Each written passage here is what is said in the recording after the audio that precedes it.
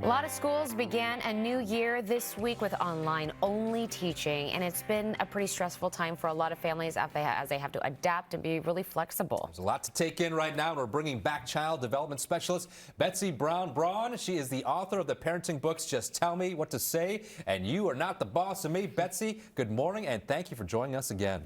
Good morning. Glad to be here. All right, so we asked our viewers what their biggest challenge with distance learning was. We got several responses about kids really missing their friends and being lonely. Dan here says, my wife and I are fine, but the kids are the only seeing their friends online, and it's really taking a toll. What advice would you have for Dan and other parents, and how can parents mitigate this isolation? Well, first of all, of course they're missing their friends. We're all programmed to want to be with our friends. So yes, I get that. First of all, I would let your kids know that you understand it, you feel the same way, and you're so sorry about it. Second of all, I would do my very best to help your kids to be with other people when they can at a distance. That might mean family members, that might mean extended family members, that might mean neighbors on the block. Spend as much time as you can with other people. Kids are being lonely, and socializing is like a muscle. We have to work on it. Let them know it isn't forever, it's for now, and you really understand. Sympathizing goes a long way with a child.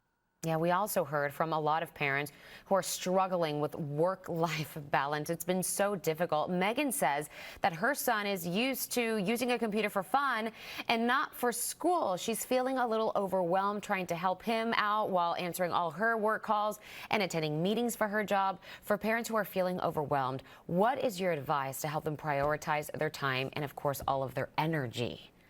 Well, the first thing I would say to this parent is be sure that you're not dumping your issues on your child.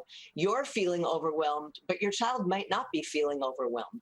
We all have to get used to this. We have to adapt, and your child will adapt.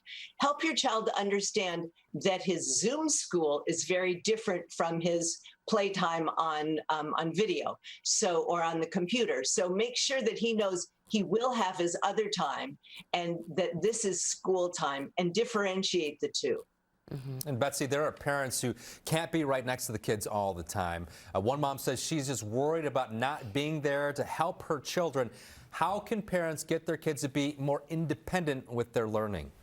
Well, I can promise you that this mom who's worried that that she has to be there with her kids is making her kids worry and creating the dependence. We have to think towards independence. We want our kids to be self-reliant. We also have to expect that they're not going to do so well at first. Let your kids fail. Your teachers are in there to help you. They're not going to be criticizing you or getting on your case. You're not in school. Your child is in school. It's going to take your child time to be able to do this independently. He doesn't have to do it perfectly. That's for sure. Gotta let go, just like pre-pandemic. Betsy, thank you so much for joining us. We really appreciate it.